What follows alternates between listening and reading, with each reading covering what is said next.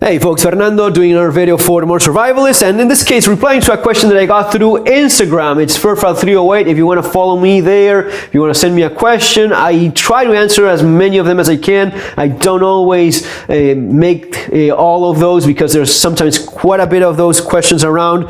But whenever I see something that's repeated time and again, or a common topic that people have in mind, I do try my best to answer that. So you have the link there. Also subscribe to the channel if you haven't subscribed already, and if you're interested in this topic and other similar ones, you have my book, Street Survival Skills, Bugging Out and Relocating, and the Modern Survival Manual, all available in Amazon, following those links there below. So the question was about having your firearm with blank fire rounds in the first couple rounds in your magazine, or probably in your cylinder as well, in your revolver. The idea here is that we, as good law-abiding citizens, good people, we really don't want to kill anyone. We just want to have something to defend ourselves. And of course the logic for some is, okay, I'll just have the first couple rounds would be blank fire rounds, so I'm going to be scaring away the intruder, the attacker, in a potential home defense scenario, and it's going to be something that's safer,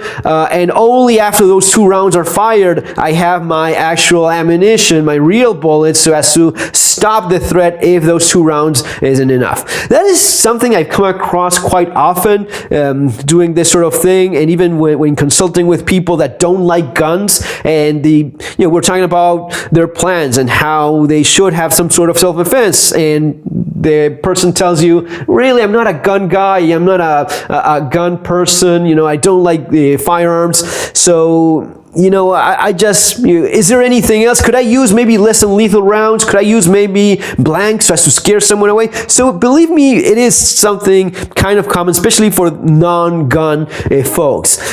And the answer is, of course, no. You don't want to have your firearm with less than lethal ammunition. I mean, it could be the case of your shotgun with a plastic or rubber buckshot, or some of the other less than lethal rounds in certain specific cases. Everyone's reality is different. So if you're maybe a store owner and you want to have this capability, which is mostly reserved for police, the use of a rubber buckshot or less than lethal ammunition, that should be mostly for police use, because they are the ones that are maybe more in control of what's going on. They have backup, they have some other guy with them, so it's completely different when you're on your own. Strictly speaking, when you're talking about clear-cut cases of self-defense, you are someone that has the right to defend himself, you're a law-abiding citizen, you have a lethal firearm, and you end up using it when there's really no other choice left, when it's your life in the line, and you either stop that threat right now, or you end up dying, or a loved one. So that would be one of the clear examples of, yes, that is a clear case of self-defense, and that goes especially in front of a jury. When you start messing with things, when you start using a lethal firearm with less lethal ammunition, then questions start getting asked, and sometimes those questions are really not in your favor. Why do you have, playing devil's advocate, why is it that you have a Glock or a 357 Magnum with this kind of round? What is it? Why are you using this? And let's suppose someone breaks into your house, and you, being the good guy that you are, you had your, blank fire round, first couple rounds blank fire. You fire it, that wasn't enough, the attacker comes after you, you fire again in desperation, and you injure that person in his eye. Yes, he's not a criminal, he's not a scumbag. All of a sudden, he's the poor victim of the evil capitalist system that was just trying to put food on the table for his poor family, and just wandering and found an open door and climbed in and tried to grab something from your fridge. That's gonna be his excuse, and you, evil monster, shot him in the face and blew an eye out, and now he's blinded on that eye for the rest of his life. Now he's demanding a couple $1 million, in covering his damages, the psychological injuries that you caused, the trauma, all that good stuff. You're done. Why the hell did you use that round? And you're gonna be saying, because I'm a good guy, I don't want to shoot anyone with lethal ammunition. Me, as the the lawyer of this guy, I'm gonna say, no, you're a sadistic monster that taking advantage of your position of privilege, you controlling the situation, you had rounds ready to kill him right away, but you wanted to shoot him in the face with this stuff so as to blind him and cause him extra pain. Basically, you're torturing monster.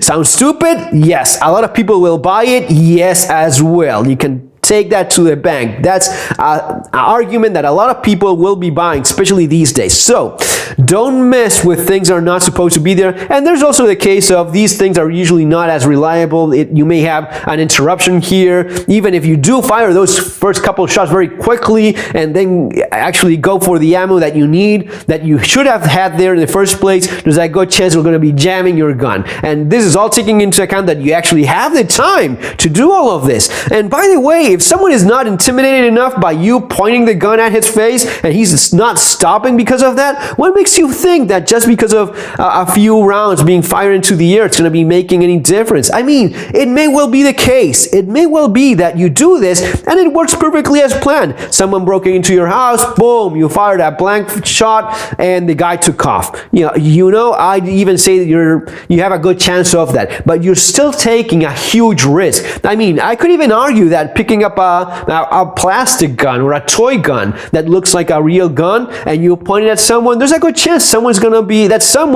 be running away. No one wants to get shot, even criminals.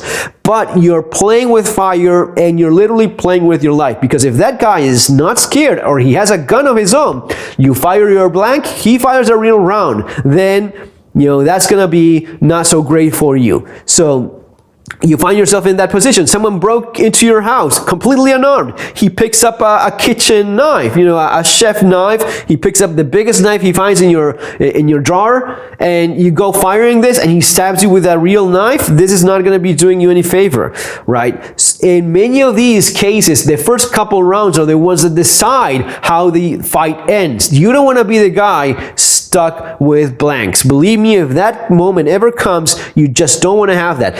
You want to have a gun that immediately stops a threat when it's your life on the line or your family's life on the line. And this is from a practical point of view, from a tactical perspective as well. This is completely nuts. And from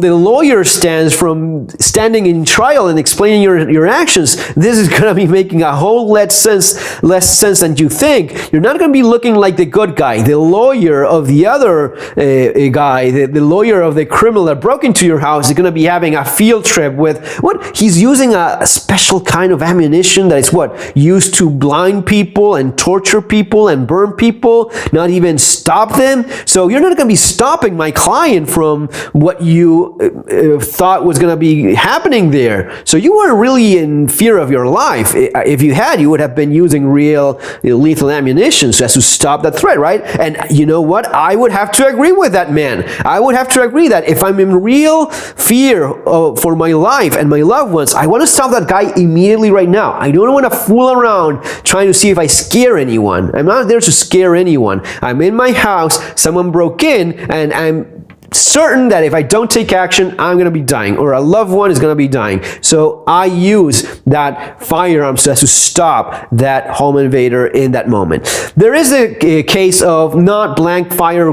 rounds, but especially for people that live in the country and there's snake problems and such, or a lot of them poisonous, that they have a couple rounds, not of blank, but the snake loads. That's a couple of it's one of those little plastic capsules that have very fine shot. That would be one of the rare cases in which, a couple of those rounds, maybe as your first round, especially in a revolver, would kind of make sense. I've often come across people that think that's turning your gun into a shotgun. That is really not the case. Those little 357 Magnum or 44 Magnum rounds with a little bit of that very fine bird shot, or actually more like a snake load, those are barely enough to kill a snake or a little bird at a very close distance, just a few feet away, not more than that. And if you shoot that against someone that is a human being, you're not going to be stopping anyone with that. by any stretch of the imagination. Those loads are very much limited to that very close range and very small critters. Not a person, not even a medium or even a small animal. It has to be specifically that sort of thing. A snake, a bird at very close range, a lizard, that sort of stuff. We can use as a rat load when you don't want to destroy a wall. Usually you see people using that as well, but it's barely enough to kill that sort of critter, nothing bigger than that. Anyway, folks, if you enjoy this sort of thing, especially in terms of self-defense, home defense and such, street survival skills is the one where I cover most of this stuff, and I try to do a good job of explaining things that you will usually see when you take classes, self-defense shooting classes, and even a little bit more of the advanced stuff that you get in when doing actual training. Try explaining this in a more familiar, comprehensive, easy to understand manner. Folks, that's going to be all for now. See you in the next video. Take care. Have a great day.